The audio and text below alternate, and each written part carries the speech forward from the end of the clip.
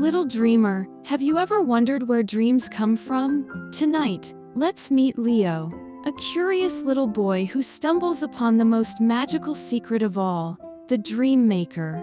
Leo tossed and turned under his warm blankets. No matter how hard he tried, sleep just wouldn't come. He gazed out his window at the twinkling stars and sighed. Leo, why can't I fall asleep? Maybe I need a new dream. Suddenly, a soft golden glow filled the room. A tiny door appeared on his wall, shimmering like stardust. A voice whispered, "Come, Leo. It's time to see where dreams are made." Leo stepped through the tiny door and found himself in a floating dream factory in the sky.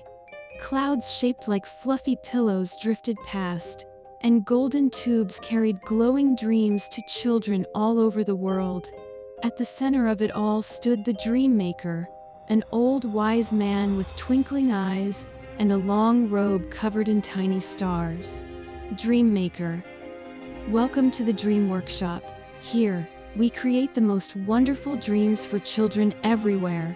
Leo's eyes widened in amazement. Leo, you mean dreams are made here? Dream maker, of course, but every dream needs a touch of magic. Would you like to help me make one? Leo nodded excitedly.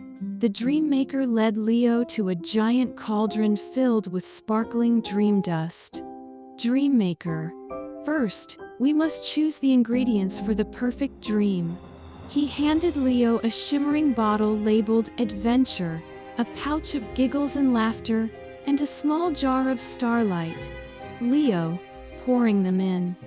What happens now? The cauldron bubbled and swirled, releasing a misty image of a beautiful adventure, a castle in the clouds, talking animals, and a river made of rainbow light.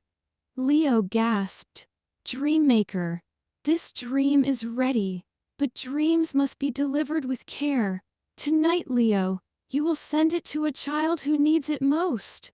Leo climbed onto a soft, fluffy cloud, and whoosh! He soared over sleeping towns and forests, cradling the dream bubble in his hands. Below, he saw a little girl tossing and turning, just like he had been. Leo, smiling, this dream is for you. He gently released the dream bubble, and as it touched the girl's forehead, she smiled in her sleep. And just like that, another child received a magical dream, all thanks to Leo. With a soft yawn, Leo floated gently back into his bed.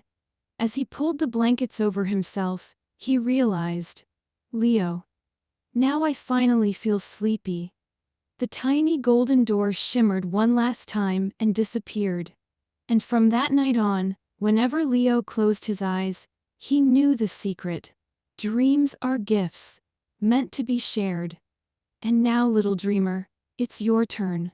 Close your eyes, drift away, and let the dream maker create something wonderful just for you. Good night.